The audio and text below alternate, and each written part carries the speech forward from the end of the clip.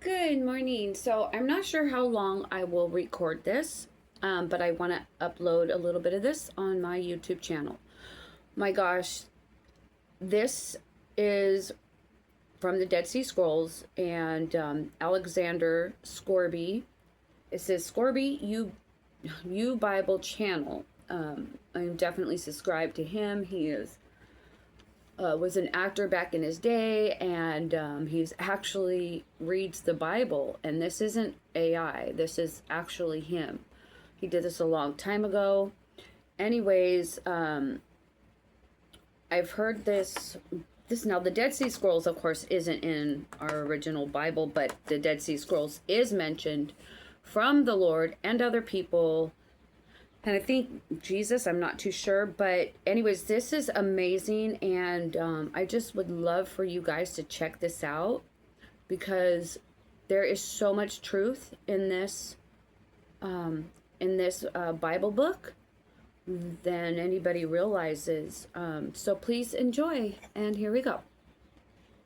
The Book of Melchizedek, King of Righteousness. Part 1, read by Alexander Scorby.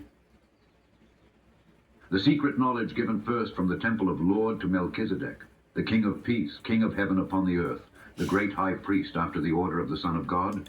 Then from Melchizedek to Abraham, Melchizedek's authority as King of Salem, later Jerusalem, and priest of the God Most High. He spoke of God as both creator and deliverer. He was also King of Peace, righteousness and peace. Chapter 1, the history of the universe. Before there was a star to shine, before there were angels singing, had a heaven, the home of the eternal, the only God. Perfect wisdom, love and glory, the eternal lived in eternity, before achieving his beautiful dream, the creation of the universe. The countless beings that comprise the creation were all conceived with great affection. Since the inner atom to gigantic galaxies, all deserved his supreme regard. Music lover, God conceived the universe as a great orchestra, under his rule, should vibrate harmonious chords of justice and peace. For every creature, he has composed a love song. The Lord was very happy because his dreams were to be realized. Moving himself with majesty, began his work of creation. Your hands shaped primarily a world of light, and on it a mountain blazing over which would forever be executed the throne of the universe. The sacred mountain called Yahweh. From Zion, base of the throne, the Eternal did squirt a crystal clear river to represent the life of him would flow to all creatures. As the throne room created a beautiful paradise that stretched for hundreds of miles around the Mount Zion called the Paradise, Eden. South of heaven, on both banks of the River of Life, were built many mansions adorned with precious stones, which were intended for the angels, the ministers of the kingdom of light. Circling Eden and angelic mansions, built a wall of Yahweh jasper lamp posts, along which could be seen large portals, pearls. With joy beheld the eternal capital dreamed. The city in its splendor was adorned like a bride ready to receive her husband. Affectionately called it the Great Architect, Jerusalem, City of Peace. God was to bring into existence the first rational creature. It would be a glorious angel, the most honorable of all. Adorned by the brilliance of gemstones, this angel live on Mount Zion as the representative of the King of Kings before the universe. Much loved, the Creator began to model the firstborn of the angels. All wisdom applied to form it, making it perfect. Tenderly granted him life, the beautiful angel, like that awaking from a deep sleep, opened his eyes and beheld the face of his Maker. With joy, the Eternal showed him the beauties of heaven, telling him of his plans, which were beginning to materialize. To be led to the place of his abode, to the throne, the Prince of the Angels was grateful, and with melodious voice sang his first song of praise. From the heights of Zion unraveled itself in the eyes of beautiful angel, Jerusalem in its vastness and splendor. The river of life, the serene glide through the city, resembled a broad avenue, mirroring the beauty of the Garden of Eden and the angelic mansions. Involving the firstborn of the angels with his robe of light, the Eternal began to speak to him of the principles that were to govern the universal kingdom. Physical and moral laws should be respected to the fullest extent of the divine government. Moral laws summarized in two principles: love God above all things and our neighbor Horn himself. Every rational creature should be a channel through which the Eternal could well have another life and light. Thus, the universe would grow in harmony, happiness, and peace. In the kingdom of Yahweh, the laws would not be enforced with rigor. The subjects were free. Obedience should arise spontaneously, in a gesture of appreciation and gratitude. In this realm of freedom, disobedience would also be possible. The result of such behavior would be the depletion of vital forces. After revealing the beautiful angel laws of his government, the Eternal entrusted him with a mission of great responsibility, to be the protector of those laws, and should honor them and reveals them to the universe about to be created. With hearts overflowing with love for Yahweh and similar fit, you would be a model of perfection, was Lucifer, the light bearer. The prince of angels, grateful for everything, prostrated himself before the loving king, promising him eternal fidelity. The Lord continued his work of creation, bringing into existence innumerable hosts of angels, the ministers of the kingdom of light. The holy city was populated by these creatures, radiant, happy, and grateful, united their voices in beautiful song of praise to the Creator. Yahweh now bring into existence the universe who, full of life, would be around his throne, signed his order, which thunder echoed by all parties, giving rise, as if by magic, countless galaxies, filled worlds and suns, havens of life and joy, all harmoniously turning around Mount Zion.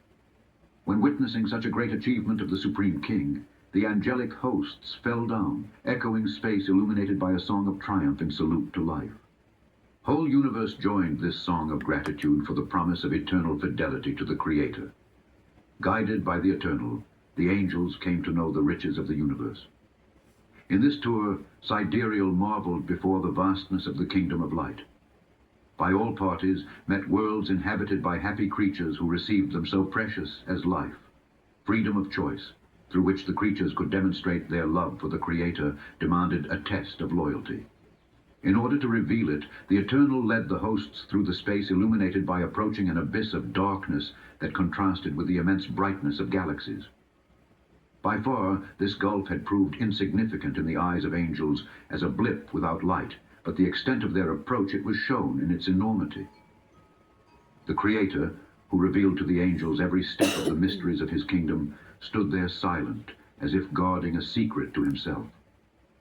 The darkness of that abyss consisted in testing the fidelity. Turning to the hosts, the Eternal solemnly said, "All the treasures of light will be open to your notice, unless the secrets hidden by darkness. You are free to serve me or not. Loving the light, you will be connected to the source of life." With these words did Yahweh separation between light and darkness, good and evil. The universe was free to choose his destiny. So I want to pause there, and I'm going to pause my video, and I'm going to not scroll up. I'm going to put the video to 1 hour, and I just wanted you guys to hear a little bit of Jesus. And so, anyways, hold on 1 second. Okay, so I'm at the timestamp of 58 minutes and 32 seconds, and this is now on chapter 4, and it's going to turn the page here, which I really wanted you guys to hear about Jesus, and that might be another recording of 5 minutes. With tempting voice in his ears, Adam sat on the lawn in deep thought. His face became pale again, his hands trembling. Feared rebel against the Creator, but at the same time understood that she could not live apart from his companion, whom he loved with infinite love. Eve was flesh of his flesh, the extension of his being. He was distressed at having to make a decision as serious. The paleness of Adam's face was reflected on the faces of all the faithful to the Eternal. Heard the suggestion of the enemy, and realized with horror the vacillation of man. Indecision. Adam left them desperate. He obeyed the proposed for Satan. All happiness would be banished forever. In human decisions was the fate of the entire universe. He would answer the call of Satan. After intense inner struggle, Adam looked at his companion. It had joined in an eternal promises of delivery. Do not let her just now.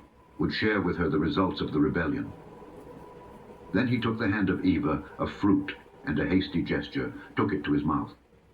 Looking stifled, the voice of conscience speaking to him from eternal damnation, Adam threw himself into the arms of his wife, enjoying the high price of their rebellion. Satan, with shouts of triumph, left heaven, flying swiftly along to their innumerable hosts, who looked anxious as the result of risky attempt. Upon learning of human misery, joined in a thunderous party, felt secure. Zion, now theirs by right, there can establish an eternal kingdom, never being harassed by the laws of the eternal. Across the universe, the children of light and bewailed the loss suffered. There had never been such sadness and horror at the future. The voices that lived to sing praises to the Creator uttered lamentations now. The Eternal, who won by infinite pain, bowed low, if in tears before the fall of man, was not, however, surprised.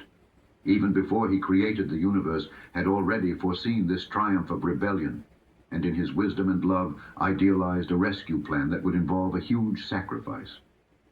Wiping the tears from his tears, he put himself to act powerfully, for his faithful Even our afflicted, Father preventing them from cries. falling into enemy hands. This mysterious intervention, apparently deposed against justice, the Eternal commanded his most powerful angels surround immediately Garden of Eden. Preventing Satan took possession of Mount Zion, comforted before the Epiphany. The powerful creatures in ready obedience broke the infinite space, circling moment's paradise within which the human being already disturbed by sin lived the blackness of a night that would be long and cruel.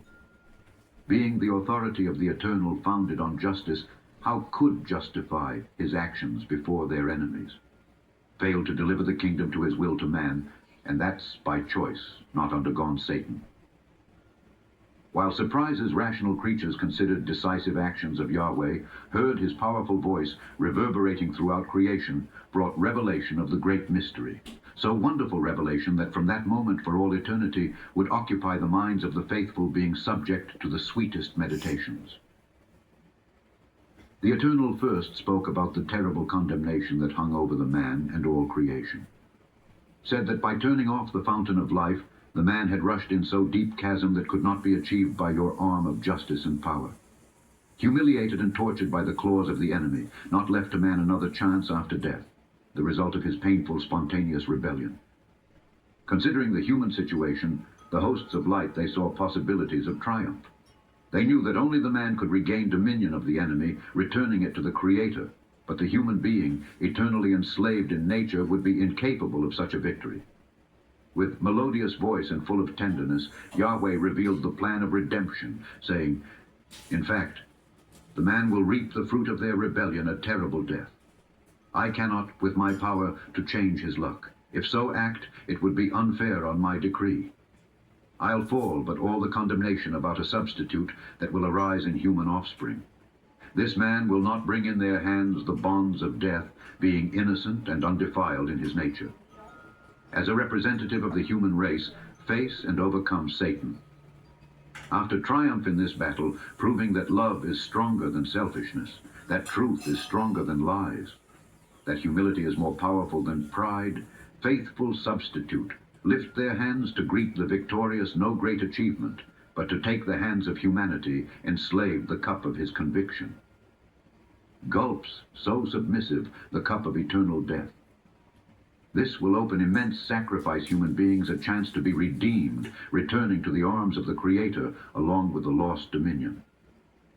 The hosts, surprises before the revelation of the Eternal, investigating the identity that substitute. The Creator, with a smile loving, told them, I'll be the man. My spirit rest upon a virgin, and it will generate a holy son. This boy is divine and human. In his humanity, he will be submissive to the divinity that dwells in him.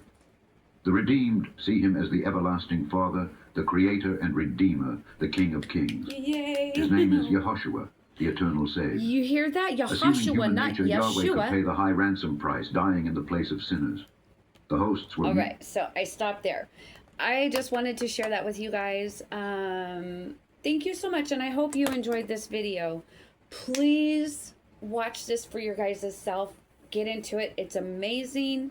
And pray about it. Ask the Lord, Jesus, and Jehovah God about these things. And believe that he will speak to you in the name of Yeshua, in the name of Jesus. He will help you Love you guys. Bye.